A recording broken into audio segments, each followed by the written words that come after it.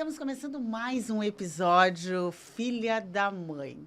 Eu, Rosalia Schwark, com Laura Bartelli. Hoje o nosso assunto é como eventos do nosso cotidiano podem se transformar em eventos pico e de grande desenvolvimento na nossa vida. Aumentar o nosso amor próprio, a nossa autoestima e, ao mesmo tempo, melhorar o mundo. Porque todos os problemas do planeta são mentes intoxicadas com raiva ou inveja. Como Dalai Lama diz, quando aumentamos a consciência sobre a nossa história, podemos ser mais compassivos conosco mesmo e, portanto, com os outros. Então, Laura Bartelli, o que você acha, filha da mãe, desse assunto? Eu acho muito interessante. E para contar um pouquinho como isso começou, né? Por que esse assunto está aqui hoje com a gente fez, nós duas, né? Eu e a minha mãe, um exercício, né? De olhar para a nossa vida em ciclos de 7 anos. Fazer uma pontuação, né? Pontuar momentos que foram transformadores e depois de pontuar, né? Conversar sobre isso, compreender, entender os ciclos, entender fechamentos. E foi super importante. Eu achei muito revelador. E tanto que a gente quis trazer aqui para vocês, mostrar esse exercício com o objetivo de que cada um, ao fazer, também possa refletir. Eu tenho certeza que vai trazer pistas muito importantes para a sua jornada. Conta um pouco pra gente, sua mãe, como é que isso começou? Por que tu propôs esse exercício pra mim? De onde é que tu tirou isso? Então, vocês sabem que eu tenho um método que é o Movimento Perfeito. Eu estou sempre fazendo pesquisas. E essa técnica, que eu chamei de sementes da transformação, olhe para você mesmo com um novo olhar, ela vem de uma pesquisa do Instituto of Noetic Science, IONS, que foi fundado em 1973 pelo astronauta do Apollo 14. Olha. Quando ele teve uma experiência transformativa, né? Mas também ele botou os pés na Lua, né? Foi uma baita de uma experiência. E quando ele estava voltando para a Terra, ele olhou na janela e viu a Terra. E ele colocou a mão embaixo, assim, e a Terra ficou na palma da mão dele. E ali ele teve um insight que transformou a vida dele, foi sobre a responsabilidade dele voltar para a Terra e cuidar da casa dele, que estava na palma das mãos dele. Ou seja, a consciência de que depende de mim. E é mais ou menos isso, né? Primeiro você olhar para o seu mundo e entender que quanto mais você puder ter uma conexão amorosa com a sua própria história, com o seu próprio mundo, você vai conseguir ter com a Terra. Então, isso nasce disso, né? Esse mesmo instituto, ele foi em 1990, ele começou uma pesquisa sobre eventos transformadores. O que transforma a vida de uma pessoa? Transforma a identidade da pessoa, como o exemplo dele, né? A missão, o significado de vida. E tinha vários questionamentos. Eles reuniram, Laura, mais de 100 representantes de 40 filosofias diferentes, do Ocidente e do Oriente. Várias religiões, budismo, hinduísmo, terapeutas holísticos, cientistas, e entrevistaram 900 pessoas normais que revelaram, em função de uma experiência, terem transformado a sua vida. Essa pesquisa durou 2 décadas e eles chegaram à conclusão que não é apenas um evento. Quer dizer, 80% das pessoas tiveram uma experiência pico. No mínimo uma experiência pico. Mas 90% relataram que várias experiências ao longo da vida foram transformando e criaram o ápice de quem aquela pessoa é. E quando ela tomou consciência disso, ela começou uma grande transformação. Então, o que se concluiu essa pesquisa? 2 coisas importantes. Que sim, algumas experiências, durante algumas fases da nossa vida, vão propiciar mudanças de identidade. A gente não é a mesma pessoa sempre. Então, você não pode usar eu sou assim, assado, eu sou impulsiva, eu sou romântica. ou eu sou uma pessoa introvertida. Ao longo da vida você está, como eu digo, em eterno tornar-se. Então, um somatório e, somado a isso, a essa pesquisa que concluiu que a gente precisa, tanto das experiências, como também de práticas. Práticas que vão nos tornando melhores, né? E eles também chegam à conclusão que, no mínimo, 10 minutos, não precisa ser uma prática muito longa ou muito difícil, mas 10 minutos você conseguiria se transformar. E aí tem um estudo de um psicólogo, o Erik Erikson, em 1982.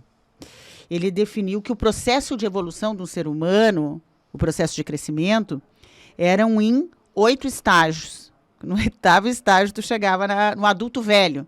Gente de Deus, quando eu vi isso, eu fiquei chocada, porque atualmente eu estou saindo do 8º e entrando no 9º estágio. Então, eu resolvi criar o 9º, o 10º, né? Porque, como você viu, está no último estágio. Não pode. Vocês não pedem? Mas o Erikson dizia isso. E que nesse estágio, e eu acho interessante eu falar antes da gente fazer o exercício, que nesse 8º estágio, que são estágios de 7 em 7 anos. Não precisam fazer o cálculo aí. Por favor, não calculem. A Laura está no 5º estágio. Ela vai mostrar o exercício até o 5º estágio. Eu quero que você pegue um papel, eu quero que você pegue uma caneta. O exercício é muito simples e você vai fazer junto com a gente. E isso vai propiciar um aumento da sua consciência sobre as suas experiências picos, que às vezes vêm disfarçada de experiências negativas, mas que lá adiante, num quebra-cabeça que começa a se juntar, vai fazer todo e absoluto sentido. E quando você monta esse quebra-cabeça, no final você pode concluir de forma respeitosa. É incrível, né? Por isso que você gostou tanto. E meus pacientes, clientes gostam muito desse exercício, porque é uma forma de você entender quanto você se superou, quanto foi importante, quanto você se transformou, e que não dá para tirar nada da sua história. Mesmo que seja uma experiência dolorosa, ela vem contribuir com quem você é e com quem você pode ainda continuar sendo cada vez melhor. Então, quando a gente vê uma curva antiga, eu acho bem antiga, de auge da vida e depois declínio da vida, que é uma curva que começa, sobe aqui aos 30, 40 anos, depois começa a decair, eu não compro essa ideia mais. Eu acho que é uma curva sempre ascendente, se não fisicamente ou cronologicamente, né? Porque vai ter um momento que a gente vai, obviamente, transcender, mas sempre é uma evolução. Então, eu coloco como 9º estágio, né? E para mim é assim, um avanço, não como um adulto velho, mas como um adulto que transcende a sua... o lado pessoal para uma unicidade maior, para uma integridade com todo. Esse é o meu objetivo para o meu novo estágio, 9º, vai acontecer daqui a 4 anos. E eu realmente comecei a me preparar para poder perder essa identidade tão egóica, a Rosalia, e começar a ter uma experiência como o do astronauta. De me dar conta, assim, que eu realmente preciso mudar, não só para mim, né? Mas para deixar um legado e para melhorar a minha casa, que não é aqui no Rio de Janeiro, mas é a terra, né? Então, é esse exercício que eu acredito que está valendo um episódio aqui, né? Não, no Filha da Mãe, por esse motivo, por ele ser bem significativo, gente. Antes da gente começar, só queria pontuar uma coisa legal aqui, importante para o exercício, tá? Você vai colocar a sua vida dividida em 7, né? Então, do 0 ao 7, do 7 ao 14, do 14 ao 21, e assim, sucessivamente, até a sua idade. Então, lá, do 0 ao 7, 7 ao 14, Pega o 14 papel, ao 21. Laura, assim, uma seta. Bota uma seta no papel, de baixo para cima, uma seta vertical. Bota o primeiro ali, 7 anos. De 0 a 7. 0 a 7, 7 a 14, Isso. bota 14, o novo ponto, 21, 28, 35, 42, 49, 56, 63, 70. Olha onde eu fui. 77. eu fiz a minha linha assim, você não precisa fazer toda. Não, claro, né? não, entendi. E aí você vai começar só pontuando coisas importantes que aconteceram. E é isso, uma instrução importante que tu deu pra mim, que fez toda a diferença. Tá, o que que eu vou colocar, né? O que que são experiências transformadoras? Experiências que depois daquele momento, algo boa. muda. Não necessariamente uma experiência que você vai chamar de positiva. Pode Não. ser uma experiência negativa. Mas uma experiência que depois dali é um divisor de águas. Isso, né? isso Algo se mudou. chama a experiência que transforma a sua identidade do momento. O significado que você dá para a vida muda e o seu propósito, a sua missão, a sua meta, o seu objetivo. E às vezes é uma demissão. Claro. Ou é um casamento, Sim. ou é um nascimento, ou é uma morte, mas aquilo modifica. Ou às vezes é uma experiência simples, mas que é extremamente transformadora. Em 2012, quando nós estávamos no Exalém, no Instituto Exalém, que é um lugar belíssimo na Big Sur, fazendo um curso, eles pediam que você falasse inglês, né? E eu sempre digo que eu consegui entrar na universidade por proeficiência no teste, né? Mas na hora de verbalizar é mais difícil para mim. A Laura é bacana, né? E eu, assim, erro tudo, o acento, babá. Mas, enfim, eu estava super tensa, porque tinha que falar no grupo. Olha, gente, que evento bobo. Mas eu estava numa tensão que ia chegar a minha vez. E eu teria que falar num grupo de psicólogos e psiquiatras lá, o meu posicionamento com o meu inglês aportuguesado. Sempre, né? Com acento. Com sotaque. Eu estava mal, eu estava suando frio, eu estava passando mal. Mesmo. Aí eu pedi licença. Pedi licença a nada, né? Não estava tentando. Estava até pedir. Fugi. Pediu ela. Saí da sala. Como se eu tivesse que fazer alguma coisa. Quando eu saí da sala, eu caminhei, assim, uns 10 passos e cheguei na borda da Big Sur, que é no oceano ali. É lindo. Tem as rochas e tal. E quando eu olhei aquela natureza exuberante, aqueles segundinhos que eu olhei aquela natureza exuberante, eu não sei o que aconteceu. Aquela imensidão. É porque tem uma imensidão, né? Tu lembra disso? Tem. Mas aquilo, assim, foi assim, bah! É um bah mesmo de gaúcho. Eu fiz assim, ó, pá! E, gente, eu senti uma sensação de conexão com aquilo tudo, tão inesperada, tão forte. E eu fiquei tão extasiada, tão feliz, tão... Voltei pra sala falando inglês fluentemente! Eu voltei com uma coragem. Assim, perdeu tanto sentido se eu ia falar certo, se eu ia falar errado, que eu falei muito correto, muito certo. Teve pessoas que me aplaudiram. Aquele simples evento transformou a minha identidade, transformou o significado que eu tinha para aquele momento e para minha vida. Então, pode ser esse tipo de experiência também. Beleza. Então, vamos lá. A gente vai compartilhar as nossas, né? Então, por exemplo, eu vou falar aqui o que eu lembro do 0 ao 7, aí a minha mãe vai falar também, e a gente vai conversando aqui. E a ideia é você fazer o mesmo. Então, vamos lá. Então, mãe, eu vou começar aqui do 0 ao 7. Na verdade, do 0 ao 7, eu não tenho tantas lembranças, assim, que eu digo, a partir dali tudo mudou. Foi tranquilo. Eu lembro de várias coisas, mas nada que eu pudesse... olha, isso aqui, depois disso, foi muito diferente. Então, tu explora melhor um pouco essa primeira fase. Gente, eu tive... Porque com os 7, exatamente com 7 anos, um pouquinho antes, eu fui para a escola. Eu não sei se você teve alguma experiência marcante nos seus primeiros dias na sociedade, por exemplo, ou numa escola, ou numa creche, que você lembre.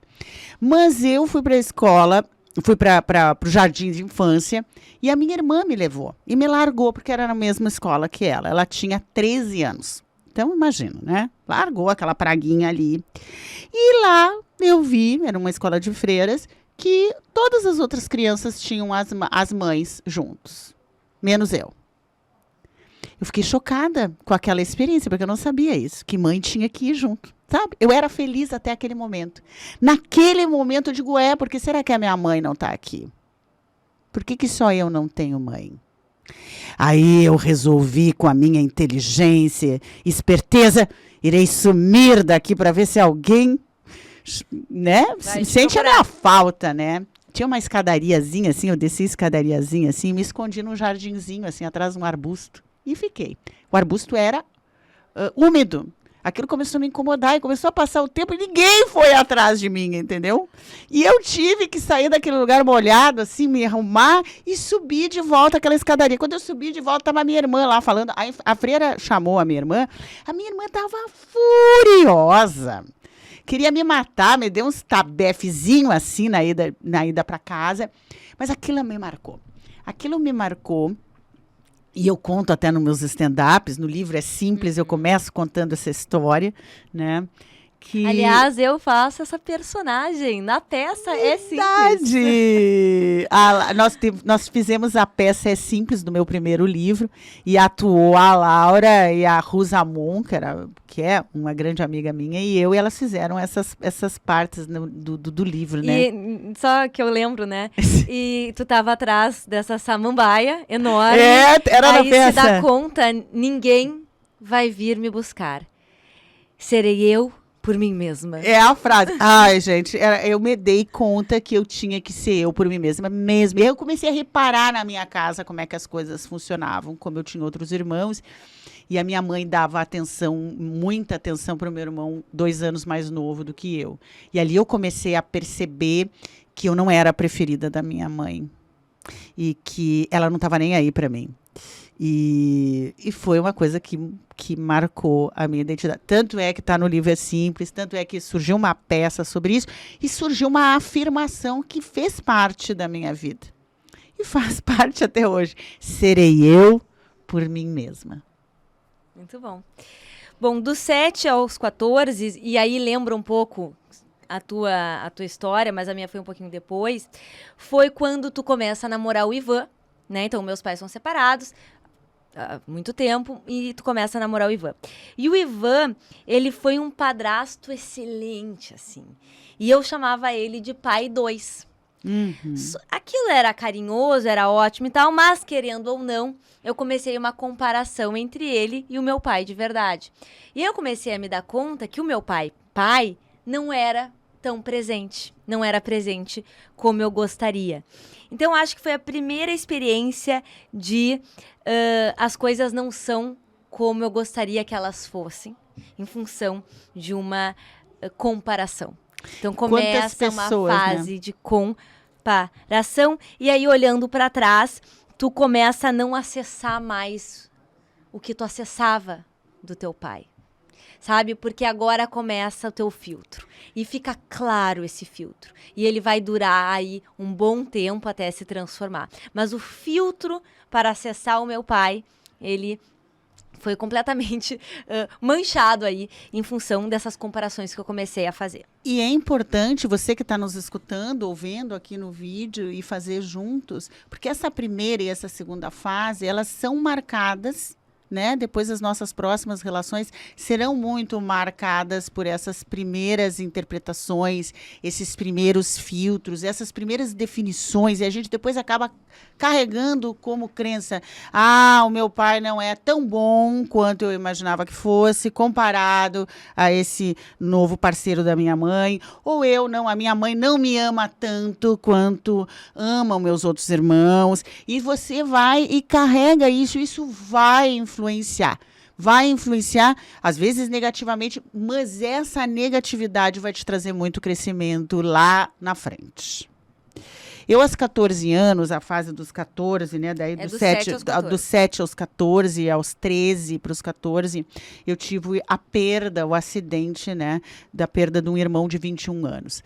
Então, a minha família, né? Era uma família muito alegre, com uma vida social muito intensa. Meu pai era do Rotary Club, a minha mãe era a primeira dama do Rotary Club, porque ele era o presidente. Depois do clube comercial, ele era o presidente, ela era a primeira dama, uma mulher muito vaidosa, vaidosa, então ela se arrumava toda, era festas, eventos, e de repente ela perde um filho com 21 anos de idade. Então a gente começou a viver um clima na família de muita tristeza, de muito, sabe, de perda mesmo, muito dura. E nessa época eu não me sentia no direito de incomodar. Eu tinha várias questões e eu ficava muito quieta. Eu era uma criança muito triste. Primeiro, porque eu não me sentia amada pela minha mãe, né? Segundo, eu perdi o meu irmão, que era mais próximo. Então, às vezes, as pessoas me veem, assim, muito extrovertida, e quando eu falo assim, pois é, mas eu fui uma criança muito triste. E eu tenho as fotos, gente. Se você vê uma criança muito triste, a coitada ainda vai para a primeira comunhão e tem uma experiência horrorosa na primeira comunhão, que foi aqui também, né? Então, ela, imagina, nem vou contar que detalhes. Conta sim. Ah, não. Conta só, resume. Tinha uma lombriga na barriga dela. Para, Laura, não se fala assim da foi mãe. Isso que aconteceu. Lombriga. Como é que é isso? Eu conto no stand-up, mas eu preparo o público, Laura, para contar essa história. Tu não preparou. Não. Imagina as pessoas vendo, escutando isso. Mas coitadinha, tem que ver as fotos, nem dá pra achar que é tu realmente. Tu vê as fotos, eu era branca, com umas olheiras enormes. E acredito em vocês que ali começou um bullying social comigo, porque eles chamavam, assim, os colegas da catequese, e diziam assim, Rosalia Cheira Shark, porque eu sou Rosalia. Rosalia Teixeira Schwark. E a gurizada dizia, Rosalia Cheira Shark. Eu já era toda envergonhada. Meu Deus do céu. Aí vocês imaginam, eu tô na catequese e o meu irmão na catequese junto. Que era uma praguinha pra mim. Ele disse que eu era praga pra ele, né? Tu vê a interpretação. E aí eu vou no banheiro lá, um dia da comunhão, que tinha que receber Deus. E que eu poderia receber Deus. Aí olha o que tu recebeu. Eu recebi uma cobra, eu digo, é o demônio em mim. E aí o quê? Não, e aí o teu irmão viu como é que é. Aí eu dei um grito que eu não sabia o que era aquilo, gente. Sabe? Não sei se você sabe, coisas das saladas e tal, às vezes tu não come uma coisa bem limpa, você pode ter lombriga, vermes, né? E foi um horror aquilo. E eu, criança, não sabia o que era aquilo. E entrou correndo o Sérgio dentro, mas não sei quem que o viram, meus gritos, choro, chamaram. E ele disse, meu Deus, saiu uma cobra do CU da Rosalie. E contou para toda a vizinhança. Eu fiquei conhecida. A menina que põe seu cobra pelo... Acredita nisso? Essa brincadeira mais, olha. Então, eu só queria... Não era para ter contado essa história, Laura, mas é assim. Do 0 ao 7, 7 ao 14, a minha infância foi bem complicada. Sim. Né? Eu aqui, olha... também aqui. Agora dos 14 aos 21, né? Bom, dos 14 aos 21, eu digo assim que eu, por cerca de 10 anos, na verdade, dos 14 aos 24, eu vivi numa prisão, né? Que era a prisão do corpo. Eu tive anorexia e bulimia durante esse período e eu deixei de fazer coisas. Eu era uma pessoa completamente neurótica, porque eu realmente achava que se eu fosse mais magra, ou tivesse um corpo assim, assim, assado, então eu seria feliz. E a minha vida era isso, tu sabe que tu tem doença, né? Porque tu lembra, por exemplo, o que tu comeu numa viagem que aconteceu um ano atrás. Quem é que lembra eu me lembro disso? do sofrimento que eu, como mãe, qualquer passei. Eu acho assim, eu passei horror. um sofrimento. Fui viajar para a Espanha com essa menina, ela só tomava suco de maçã. Não, olha, é assim, foi realmente muito difícil. Mas foram 10 anos de anorexia e bulimia. Que depois, mais pra frente, a gente também vai entender um pouquinho mais. Mas também nessa época, entre os 14 e os 21, eu comecei a trabalhar. E tanto o meu trabalho, que foi o primeiro trabalho, foi numa loja de sapatos por um mês, quanto o meu trabalho na XP, que começou lá com os meus 17, o trabalho foi o que deu uma estabilizada, não curou, mas deu uma estabilizada nessa questão da bulimia e da anorexia. O ter um propósito, ter algo, uma questão, algo para eu fazer, me sentir útil, tudo isso auxiliou. Mas, com certeza, foi algo muito marcante na minha vida. Então, estou falando aqui da anorexia, da bulimia e dos primeiros trabalhos. Os primeiros trabalhos também foram E eu quero fazer uma ressalva para todos nós que eu espero que você esteja fazendo um exercício com a mesma honestidade, a mesma franqueza que a gente está dividindo aqui com vocês, porque isso é o importante e que o Dalai Lama fala, né? Quando a gente revisa a nossa história com esse olhar, escolhendo algumas experiências pico que mudaram a nossa vida, às vezes negativa, mas olhar que a gente passou, que a gente superou, a gente passa a ter um respeito pela gente maior. A gente passa a olhar para as experiências. Essa história mesmo aqui que a gente está contando, que eu conto hoje nos stand-ups, seria inviável nessa época, ou logo quando eu estava formada, eu revelar, né? Logo quando eu me formei em psicologia, eu queria passar a perfeição, né? E quantos de nós, né, em Instagrams, em redes sociais, às vezes queremos passar uma impressão de perfeição e de que tudo correto. Isso só nos ajuda a nos afundar mais num isolamento e numa solidão não dividida, né? Porque tem histórias que, quando a gente mantém secretas, é uma solidão. E quando a gente se predispõe, como a gente está contando aqui para você, com essa liberdade de contar para você, que tem um efeito. A gente quer produzir um efeito significativo nesse episódio, ou terapêutico, né? Que diz, pô, a Laura está contando da bulimia dela, da anorexia. A Rosalia está contando numa perda de um irmão, de um sentimento de ser rejeitada pela mãe, depois na primeira apresentação na sociedade, que naquela época era através de poder fazer a primeira comunhão e a catequese. E você deve ter as suas questões, entendeu? E parar agora, nesse momento, para olhar, vai fazer uma diferença de compaixão por si mesmo. Eu, dos 14 aos 21, que eu tenho ainda essa história, né? Não sei se ainda existe, né? Mas o debut. Eu debutei aos 15. E foi um momento muito especial ali, porque mesmo a minha família enlutada, eles resolveram me dar essa oportunidade na sociedade, né? Porque poderia dizer, não, ela não vai debutar. Minha mãe disse, não, vamos fazer o vestido mais bonito, ela vai desfilar. E ela merece essa introdução na sociedade e tal. E eu, assim, hoje eu consigo olhar, assim, e admirar meu pai e a minha mãe por essa coragem, né? De enlutados mesmo assim. Ali eles pensaram em mim, né? Vamos fazer para ela essa festa de 15 anos e essa apresentação na sociedade. E lá vai eu, aquela menina branquinha, né? Com aquela olheira, se apresentar para a sociedade. Gente do céu, convidaram um ator para fazer a apresentação do debut. Imagina para quem o ator olhou e ficou comigo. Então, a minha primeira apresentação na sociedade já deu aquela reviravolta, entendeu? Já peguei o ator global. E era da Globo mesmo. Peguei o ator global diante, assim, de não sei o quê, 25 meninas. Ele escolheu ficar comigo, entendeu? Dançar comigo, se apresentar comigo, blá, blá, blá, blá. O nome dele era Osmar de Matos. Depois também teve um acidente de carro, um menino lindo, muito cedo transcendeu. Mas não chegou a ficar um trauma, né? Porque eu não cheguei a namorar, né, gente? Eu só, né? Fiquei. Ele me introduziu ao mundo das ficadas, né? Eu já ficava, sabia, Laura? Olha, com 15, assanhadinha. 15, assanhada, sempre foi.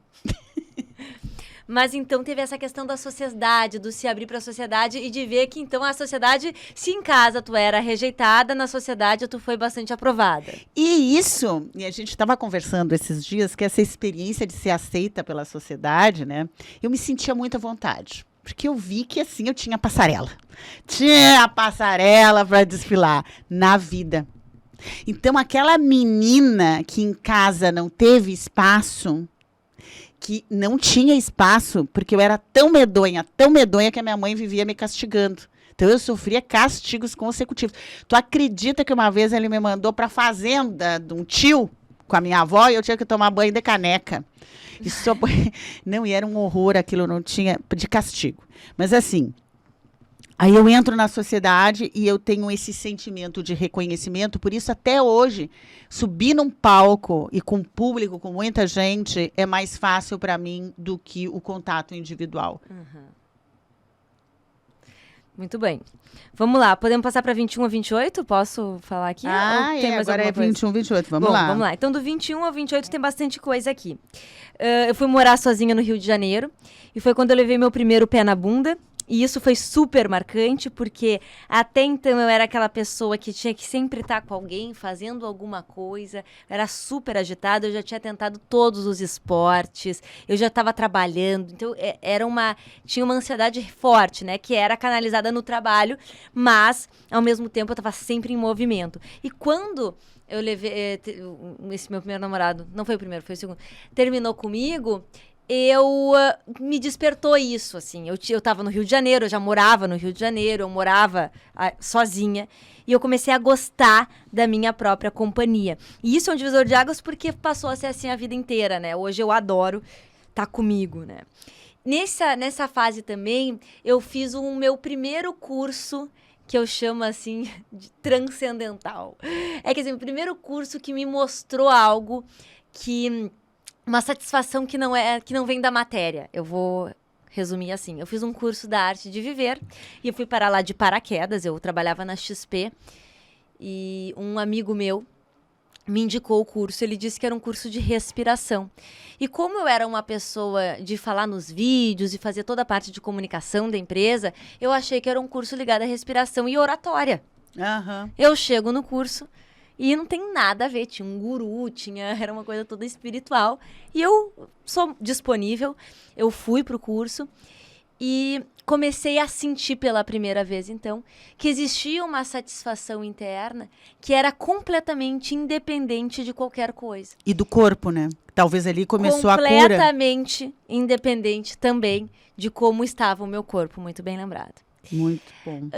Eu lembro que foi em setembro o curso e eu dei de presente para todos os aniversariantes de setembro o curso. Tamanha a minha... quão impressionada eu fiquei. As pessoas precisam descobrir que elas podem ser felizes agora. E eu, né, empolgava todo mundo. E sem condições, E né? sem condições, né? Porque, afinal de contas, eu estava fazendo técnicas, eu respirava, não era nada que eu estava escutando, não era nenhum conhecimento. Era algo da minha respiração. E eu comecei a sentir aquela satisfação que não é frágil. Né? Uma satisfação que não é frágil, porque ela é independente do cenário e das condições. Então, foi muito revelador. Ao mesmo tempo, o efeito do curso não durou. E eu tive a minha primeira crise existencial, eu fiquei no limbo, eu chamo. Por quê? Porque enquanto eu estava na XP, no meu trabalho e tal, eu estava super envolvida com as coisas da matéria e estava tudo dando super certo. E estava legal, estava divertido. Só que quando eu tive a percepção de que existe uma satisfação que não tem nada a ver com isso aqui, eu comecei, nossa, os meus objetivos, eles começaram a perder um pouco a força. Os meus objetivos, sabe? Que eu tinha lá dentro e tal. E aí, quando saiu o efeito do curso, eu não consegui voltar à motivação que eu tinha com as coisas. E eu fiquei num lugar onde eu não tinha nenhuma satisfação material, nem espiritual, nem no corpo, nem nada, né? Então, foi, assim, um momento bem ruim e a anorexia piorou. Porque ela estava estável disso. E aí a questão com isso piorou completamente. E tu lembra? Eu lembro disso porque nós estávamos em Punta del Este, assim, com mil coisas acontecendo. Ela super deprimida, não comendo. E aí que eu me lembro que nós estávamos num barzinho, assim, em Punta, e eu disse para ela assim, por que você não tenta o caminho de Santiago? Foi a primeira vez que eu falei do caminho de Santiago. Dá uma parada na tua vida e vai caminhar 30 dias. Porque eu acredito muito nisso, né? Quanto mais você se envolve com um problema, com uma crise, mais pensamentos, mais ruminações você tem, né? Mais afunda em termos de falta de energia para fazer as coisas. Eu digo, põe o seu corpo em movimento. Isso é uma coisa fantástica. Eu quero repetir, nós temos todas as ferramentas de cura no nosso corpo e com as nossas experiências.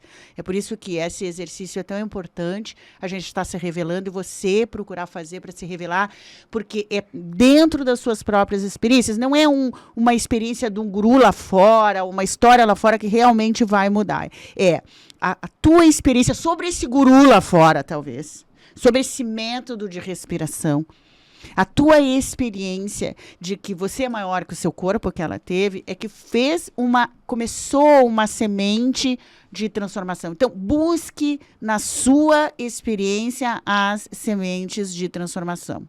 É por isso que nós estamos fazendo esse exercício. Sim. Né? E as crises existenciais, segundo vários psicólogos e muitos estudos, além do Erickson, que eu citei, eles acontecem de 7 em 7 anos, né? Então, a gente diz, às vezes, a crise do casamento dos 7 primeiros anos, dos 14 anos, e as nossas crises, né? Estas crises são romper para viver. Romper para evoluir. Então, todos nós passamos, e elas vêm de diferentes formas. Aí vem o Caminho de Santiago, justamente, e o primeiro momento onde aquela sensação que eu tive lá no curso, que durou talvez uma semana, ali no caminho foi um mês, e mais o tempo depois, uns 2 meses de libertação. Bah, eu era um ser humano livre. Que coisa boa, né? E, mais uma vez, não durou. Porém, eu tomei uma decisão. Vai durando, vai aumentando às vezes. Tu toma consciência, nada nunca mais volta ao que era antes, mas ao mesmo tempo, tu vai ter que trabalhar algumas coisas ainda, né? Aí eu me dei conta que eu queria me curar dessa questão da anorexia e bulimia, porque até então o objetivo era o meu corpo melhor, entendeu? Por mais que eu fosse em psicóloga, fizesse uma coisa ou outra, na verdade, eu não queria me curar da anorexia. Eu queria ser magra. E sendo magra, tudo bem. Não, nesse momento eu decido, eu quero me curar, eu quero comer arroz com feijão como todo mundo. Era exatamente isso. Eu queria sentar numa mesa e me servir de arroz e feijão como todas as pessoas. Né? E aí eu passo a... Como eu estava me sentindo livre no caminho, eu digo, eu preciso manter essa liberdade. E a primeira questão vai ser a da anorexia e da bulimia. E eu decido fazer as técnicas do movimento perfeito. E as técnicas do movimento perfeito, elas passam a dar forma. Que são as técnicas que eu criei, mas ela fez com uma instrutora, né? Obviamente não foi comigo. Mas eu fiz as técnicas. E o movimento perfeito, a caixa preta, o alinhamento, deram forma para o aprendizado que eu estava tendo, que era no corpo. Ela deu forma. O que eu posso fazer hoje, amanhã e depois para guiar melhor os meus pensamentos, que se não guiados, vão me levar de novo o meu comportamento descontrolado. Então, foi transformador, não foi de um dia para a noite, foi um processo, mas eu me curei completamente. Eu digo isso com muita tranquilidade, com muito alívio e mais. Talvez hoje eu seja mais livre em relação a isso do que muitas pessoas, que nunca tiveram o problema que eu tive. Em função de eu ter certeza, como quase ninguém consegue ter, de que não é o corpo. Não tem corpo ideal, querida, que te faça realmente feliz de uma forma que não seja frágil. É muito frágil depender do corpo de determinada forma. Eu não tô falando de saúde é muito importante, mas é muito frágil. Então, foi, assim, um aprendizado e tanto. E foi isso até dos 21 E eu acho, assim, uma grande libertação, né? Por como tu disseste, e eu como profissional da área psicológica e clínica há mais de 35 anos, eu recebo muitas pessoas com problema, às vezes não de anorexia nem bulimia, nesse extremo de transtorno, né? O que seja, é um transtorno, que a Laura passou e superou, mas outras, o sentimento de insuficiência, porque eu não sou magra o bastante, eu não tenho relacionamentos, porque eu não sou bonita o suficiente, ninguém olha para mim, e isso passa a minar, né, todas as outras áreas, né, até mesmo no trabalho, até mesmo na saúde, e E isso é bem importante, tu ter conseguido através de um somatório que começou lá na Arte de Viver, depois vem o Caminho de Santiago, para tu ver que é um quebra-cabeça que vai se formando, aí tu volta e quer formatar, e finalmente dizer, eu quero praticar definitivamente as tuas técnicas. Eu me lembro desse momento que foi com muito orgulho, porque eu tive que passar por esse processo de anorexia, indicando outros profissionais, levando outros profissionais, porque eu era consciente que ela tinha esse problema, né? E eu sofria, imagina, como mãe, tudo isso. E eu não podia dizer, não, eu vou te atender, tu vai usar minhas técnicas. Então, eu tive que ir acompanhando. Às vezes, ela ia num psicólogo, eu ia junto a um psiquiatra, e ela dizia, mãe, eu dizia, mas que inadequado. Ela me deu dieta para engordar. Lembra disso? Como é que essa mulher fez isso? Eu digo, não dá para entender, né? Porque tem que ter outras formas, porque senão ela não vai aceitar. Mas, enfim, esta jornada, ela não é um evento, ela é um somatório, mas faz uma transformação de libertação definitiva, né? Que muitas pessoas sofrem. Realmente, tu capturaste muito bem. Tu está em que fase? Agora tu vai para 21 a 28. Nesse 21 e 28, foi a fase de ser mãe. Então, foi muito importante para mim ser mãe e a minha carreira de psicóloga e as duas coisas. Mas ser mãe foi ser mãe dessa menina linda e ter construído essa sintonia é o meu maior sucesso, né? Então, esse programa aqui também representa hoje para mim, aqui, né, depois de muitos anos, ela brinda na nossa relação, porque a gente está aqui para ter conversas significativas com você que está, de alguma forma, junto com a gente. E ela, então, ter a Laura e criar depois várias outras fases dessa relação, foi uma das coisas mais importantes. É o meu maior sucesso, é uma das coisas mais importantes. Dos 28 aos 35... eu me dedico muito profissionalmente, tenho uma grande transformação, né? E construo a minha própria metodologia, que é o Movimento Perfeito, que hoje já tem 22 anos de metodologia.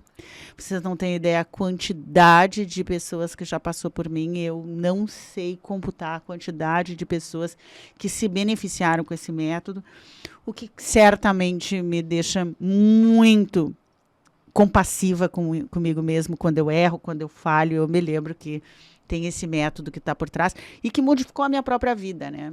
E foi quando eu descobri o cérebro, que foi nesse período, nós fomos para os Estados Unidos, enfim, eu comecei a estudar e a psicologia foi importante para mim, mas conhecer o cérebro foi algo assim, foi um pico, uma grande transformação, uma transformação de identidade. Qual é a transformação de identidade que eu tive? Eu sou perfeita. Se eu disser que eu sou imperfeita, é uma desculpa. Porque o meu corpo, o meu cérebro é uma perfeição. Eu sou perfeita e estou aqui para praticar a minha perfeição. E você também. Quero dizer para você, onde você estiver, que você é perfeito. Você tem células perfeitas, uma biologia perfeita, produção hormonal perfeita. E você tem tudo para realizar a sua identidade através das suas experiências. Então, foi isso. Aos 35, né? E também ali, Tá, passei. vou eu agora. Não, tá ótimo. Então, isso foi dos 28 aos 35. Agora eu vou pro dos 28 aos 35. Bom, dos 28 aos 35 eu me torno mãe, nasce um Noah. E além desse amor, né, que a gente conhece realmente quando a gente tem filho, que é um amor, é o maior amor que a gente vai conhecer nessa vida, eu imagino. Teve uma outra questão muito importante. Uns meses depois que o Noah já tinha nascido, eu olhava para ele assim e eu lembro da frase que vinha na minha cabeça: ele não nasceu naquele dia. E pode ser estranho, né? Eu vi ele saindo de mim, eu vi tudo acontecer, o corpo dele, claro, nasceu naquele dia. Mas isso que eu tô enxergando aqui na minha frente, isso que anima esse corpo, essa coisinha, essa perfeição, isso aqui não é de agora. Isso aqui já existe há muito tempo. Isso aqui também não morre, né? Então, apesar de eu sempre acreditar em algo maior, em algo que é eterno, a vinda do Noah me trouxe uma sensação muito mais certeira nesse sentido, sabe? Uma certeza. E isso foi muito bom. Ao mesmo tempo, tu sabe, quando a gente se torna mãe, que agora nós temos muito a perder. né? É. Então, o medo, ele vem Faz junto parte. com o amor, né? Então, é isso mesmo. Outra coisa muito importante dessa fase é que, como lá no início eu falei para vocês em relação à comparação com meu pai, ao longo da minha vida eu fui tendo fases e fases de aceitação. Com certeza, eu fui aceitando mais quem meu pai é, aproveitando mais o que ele pode oferecer e estabelecendo uma relação de mais sintonia. Fui fazendo isso ao longo da vida. Mas, entre 28 e 35, meu pai fica doente e eu tenho uma experiência diferenciada. Eu tenho uma experiência, então, de conexão. Eu estava no hospital, meu pai foi fazer um procedimento e eu dormi onde ele iria dormir no dia seguinte. Naquele dia, eu tive uma conversa, né, com Deus, com a mãe com minhas avós que já faleceram, e eu me senti conversando com meu pai, mas com a alma do meu pai. Me senti conversando, me senti conectada com algo que não é do corpo, né, que não é do físico. E foi a primeira vez que eu senti amor realmente. Que eu lembro de ver o meu pai e dizer, olha, não é aceitação, sabe? Não é só... Porque às vezes a gente aceita, mas aceita porque não tem opção, né? Não vai aceitar, vai fazer o quê? Tem que aceitar. É. Mas amar é quando, apesar... Com tudo isso, não é apesar, desculpa. É com tudo isso, eu te amo. E quero que tu fique mais tempo aqui, né? Desse teu jeitinho, com tudo isso que eu gosto, com tudo isso que eu reclamo, tá tudo bem. Que libertação, Não, e é libertador. Além de libertador, o amor, quando é amor, realmente não precisa ser retribuído. Quando é amor, por si só te completa. Amar incondicionalmente te preenche. Então, quando é incondicional, não há necessidade de uma retribuição. E foi o que eu senti pelo meu pai nessa fase, né? Então, para mim, foi muito especial poder ter sentido isso que eu senti. E é uma experiência maravilhosa, porque às vezes a gente fala, né, em terapia, assim, e tem várias técnicas para a pessoa aceitar, né? Eu tenho uma afirmação que eu uso para mim mesma, né? Principalmente quando eu faço meditações em estado alterado, eu me aceito 100% tudo que eu sou e tudo que eu não sou. Eu te aceito para o mundo, para o outro, 100% tudo que você é, tudo que você não é. Tem momentos que essa afirmação, ela faz muito sentido, não tem julgamento, não tem crença, não tem limitação, e eu realmente amo. Amo a mim mesma, amo o mundo, amo o problema no mundo, amo a política. Eu já tive esses sentimentos, entendeu? De, por exemplo, estar diante de um conflito ou de uma pessoa que eu critico muito ou que eu não gosto e, de repente, eu tô nesse momento, né? Nesse momento de amor incondicional, que a gente tem essa palavra para dizer para isso, eu não estou nem aí que está acontecendo isso, que está acontecendo esse problema, que essa pessoa desse jeito. Estou simplesmente bem. Eu posso aceitar. Eu não tenho que transformar. É muito bom esses momentos. Quando eu tenho esses momentos, é porque eu me trabalhei muito na caixa preta. À noite.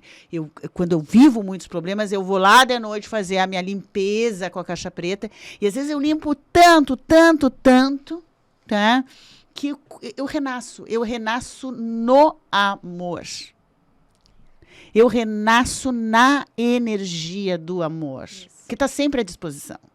Porque tem a energia do medo, e aí a gente fica crítico, e aí a gente fica julgador e tem a energia do... Elas estão à disposição. Vou só comentar uma coisa, porque a caixa preta, ela é uma limpeza, né? Então, já que tu tá comentando isso, acho que a sensação é de que somos amor, mas precisamos limpar tudo que impede você de acessar esse amor. Então, você não precisa criar amor. Aliás, Jesus ensina, que eu tô estudando Jesus... Nós somos perfeitos. Você não se torna perfeito. Você é perfeito. Você se revela perfeito em função de uma prática. Então, somos perfeitos. Isso não vai se tornar perfeito. Algo imperfeito não se torna perfeito. Você é perfeito. Mas você vai treinar a sua perfeição. Então, isso que você ensina é maravilhoso. Agora, volte aqui aos 35, 42. Não, é que a Laura parou na fase 35. Ela tá na 1, 2, 3, 4, quinta. Essa menina tá na quinta fase. A quinta fase, né? Eu, a dos 35, vou para os 42 é mais. Então, você vai de 7 anos, você pode botar até mais para você entender que vai vir novas fases, vai vir novas transformações. Você, esse ser que se transforma, você é esse eterno tornar-se. A gente trouxe algumas experiências para que você possa ter comparações reais, assim, de vida com a sua experiência. Eu imagino que você, aí onde você está, esteja fazendo a sua própria avaliação. Não pare aqui nesse episódio, vá até o final. E no final se brinde com esse amor por você mesmo, porque você tem. Você venceu analisando aqui essas camadas, essas experiências, algumas positivas, algumas negativas, algumas de sofrimento, algumas de trauma, algumas de alegria, como a gente mostrou algumas experiências aqui. Isso tudo é você. Isso tudo é perfeito, porque é você. Isso tudo é único. E é você. A sua identidade é única. Você está aqui para expressar. Amor é revelação.